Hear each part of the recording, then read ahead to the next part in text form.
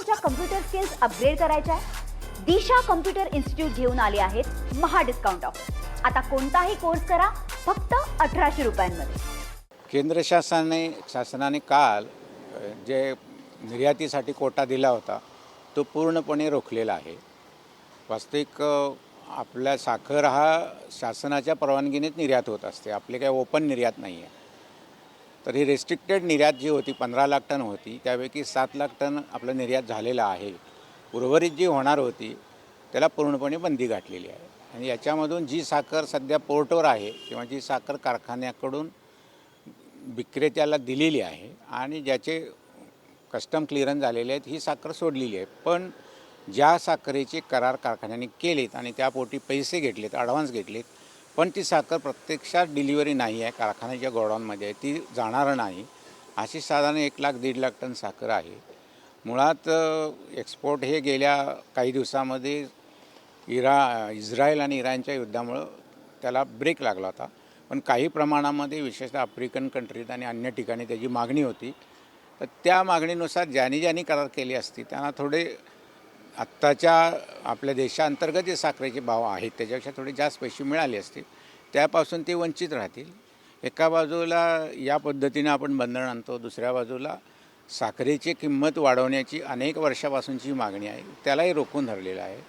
मुळामध्ये साखर आणि ऊस हे दोन्ही जीवनावश्यक वस्तू कायद्याअंतर्गत असल्यामुळे दोन्हीची किंमत केंद्र शासन ठरवतं. अशी एक अभूतपूर्व स्थिती या धंद्यामध्ये आहे. तसे कच्चा माल आणि पक्का माल दोन्हीच्या किमती केंद्र शासन ठरवतं. एका बाजूला कच्च्या मालाच्या किमती वाढत चाललेल्या आहेत आणि पक्क्या मालाची किंमत स्थिर आहे.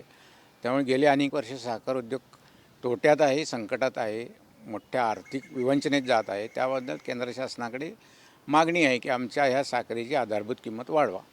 ती वाढवली जात नाही आणि ज्यातून 4 पैसे मिळणारे एक्सपोर्ट ते बंद केलेले आहेत. त्यामुळे कदाचित केंद्र शासनाला असं वाटत असावं की चालू वर्षी जे काही साखरेचं उत्पादन धरलं होतं त्याच्यापेक्षा 18-20 लाख टन कमी होणार आहे. पुढच्या वर्षीही पावसाचा अंदाजमान कमीचा असल्यामुळे कदाचित उत्पादन कमी होईल. या दोन्हीचा इम्पॅक्ट असा होईल की ज्यावेळी आपण नवीन वर्ष सुरू होईल त्यावेळी साखर हातामध्ये कमी असेल आणि येणारी कमी असेल. त्यामुळे एखादे जास्त भाव भडकतील आणि महागाई वाढेल या चिंतेपोटी हा निर्णय घेतला असावा असं वाटतं. परंतु एवढ्या मोठ्या उत्पादनामध्ये किरकोळ याने फरक पडला असं नाही आहे. उलट कारखान्याने दिला असा मिळाला असता. पण केंद्र शासनाने हा निर्णय घेतला असल्यामुळे आता कारखान्यांच्या पुढे पर्याय नाही आहे. मला तुमच्या कम्प्युटर स्किल्स अपग्रेड करायच्या आहे? दिशा कम्प्युटर इन्स्टिट्यूट घेऊन आले आहेत महा डिस्काउंट ऑफर. आता कोणताही कोर्स करा फक्त 1800 रुपयांमध्ये.